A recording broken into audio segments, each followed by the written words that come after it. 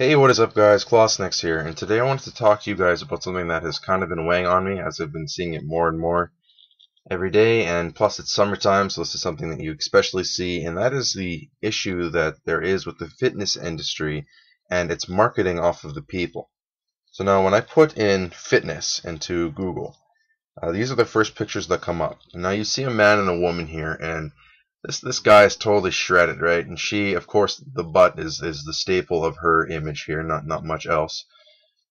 And they're holding their little pound weights, right? And that's good and everything, but the problem is that this is the what comes up when you look up fitness. This is the definition. These are the role models that people are going to see when they hear about fitness, when they look at people who are in shape, when they want to get in shape, and then they are looking to people like these who are setting unrealistic standards. Like no one new to this industry is going to have any idea that this body type that he has is not achievable naturally.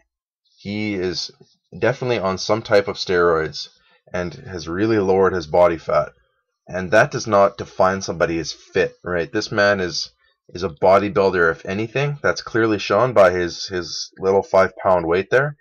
That is a sport that is not should not be the staple of what people aim to be when they want to get in shape, right? You have so many people that go to the gym and they get discouraged and disheartened because they aren't looking like this, and they're never going to. And it's hard for me as someone who even works at the gym. There's a clear definition between the people who are using steroids and the people who are trying to get in shape, who are trying to get that body. And those people who are on steroids are miles ahead of everybody else, and they may be competing. Like, I respect bodybuilding. I respect it as a sport. I know that people can have a passion for making their body look the way they want to, and I respect that. The issue I have is when people who are on steroids are denying being in steroids. I'm going to use Jeff Seeden as an example here because he claims to be a natural, and with a body type like this, he definitely inspires people to get in the gym because they all want to look like him. But it's when you don't tell people you're on steroids and then they post misleading videos like arm workout to look like me. Things that I avoid, things that I do in the gym. If you want to have a chest like this, you should be doing this kind of workout. And they're giving this hollow advice to people who are eating it up because they look good. That is where the issue in the fitness industry comes. And back in the day when you had people like Arnold and those golden era bodybuilders, steroids were legal, right? It was normal. It was just part of the sport. And then it got, it came out as like a bad thing. And then they were all like, oh, well, we didn't know. We're honest. We open up to the fact that we were using steroids. But they were legal then. And then they stopped using them. And these are people who motivate people, right? And I think they do it truthfully. It's when people are not truthfully, and those are the people that are representing the fitness industry, right? You go onto Instagram and you put in hashtag fitness or hashtag health or whatever, and you see a lot of this, and that is an issue, I think, because it's setting unrealistic standards for people who want to get in shape and want to have a nice body. It might get them going, but that doesn't implement the dedication and commitment needed to be in the gym. It doesn't show people that they need to set their own goals for what they want. They just put a picture of this guy up on their wall, and then they just aim to look like him. And I really do feel bad for these people who are telling people the secrets of their success. And it's all lies, because all you need to be healthy and fit is to be active and to eat right. And that's not even the definition of being healthy. Healthy is literally the absence of disease. That is the definition of healthy. So whatever you want to define as healthy, there's no clear-cut definition. But really, being active and eating right will set you up for long-term health and success. These people who are on steroids and their fitness models at the time, they are not setting themselves up for long-term success.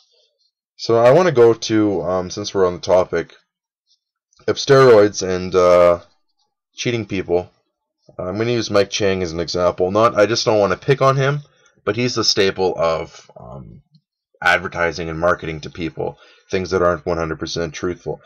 And when you see his body, he doesn't look like somebody who's on a lot of gear, a lot of steroids. Like, his body type for the most part looks fairly achievable. It's when it's when he is selling his advice to people in not an honest way. When he's saying that there's a secret, right? Everyone's saying there's a secret to health and fitness, and that somehow all of us who are in the fitness industry are onto something that everyone else doesn't know about. And this just simply is not true. All you need to do is to eat clean, learn proper nutrition, get in shape by being active, going to the gym, going for runs, swimming, whatever it is. That is all you really need to do. You don't need to buy Mike Chang's secret 5-step process to having a six-pack, right? You don't need to follow his workouts on how to get his chest, because you won't, because he's not telling you what he did, okay? You can't buy into all of these lies that are on YouTube, especially when you have bodybuilders who are on steroids, denying that they're on steroids, advertising to natural and upcoming bodybuilders how to look like them. That is where the issue lies. And my last point that I want to make, guys, is that there's an expression out there that I've said before, maybe you've heard it before. It's that a lot of this bodybuilding is like attaching cannons to canoes, right? All these big muscles, they don't mean a whole lot because they are attached to frames that are not functional. Their nervous system has not learned how to even use these muscles, right? They're only being used to lift up weights, most likely high volume for a large amount of reps. And that's about it, right? These guys are only working for time under tension. They're not truly training their nervous system and their frame of their body, functional use, and how to be really strong and what real core strength is. These are people who have built up their muscles, their size, and that's about it. They're still on weak skeletons. When they started, and you see these before and after pictures when these people are all skinny and weak, and then you see them after and they're just huge and jacked. They necessarily didn't even get a whole lot stronger than that first picture because they built up their muscles, but they never learned how to use them, in a sense. In my opinion, of course, a lot of this is my opinion, there really is no sense in getting into all of this muscle building if you have no intentions on long-term health and using it. You know how hard it is to maintain a six-pack? If you want to look like this guy, and you want to have a six-pack every day of the year, you're going to have to be maintaining that every day. Working out is the easy part. Being in the gym and working your core is easy. It's the dieting outside of it and planning every single day out. That's difficult. Our bodies as humans naturally get chubbier at certain times of the year. It's just natural. It's not natural for you to look lean and shredded every single day of the year. And it's honestly a lot of stress on your body. And eventually, when you decide you don't want to bodybuild anymore, and you're getting into your career or a lifestyle that doesn't make it possible, the question is going to be, have I trained my body to do certain things, to handle certain weight? Have I made myself strong? Can it withstand injuries? Am I well balanced? Do I have a long-term body that's set up to last me till I retire? Or did I fluff myself up for the next couple of years, look pretty good on social media websites, and then a few years later it all comes crashing down and you're left exactly where you started? So that's all I wanted to talk to you guys about today, and that's you can't be going to and that today's definition of fitness and what health is not always what it seems. Take everything you see with a grain of salt and learn the difference between people who are fitness models and people who are trying to get in shape.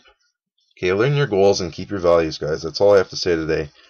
Okay, guys, so I'm going to be posting a part 2 on this in relation to marketing and how the fitness industry is a little bit corrupt in making money off of people, and things that you should be aware of.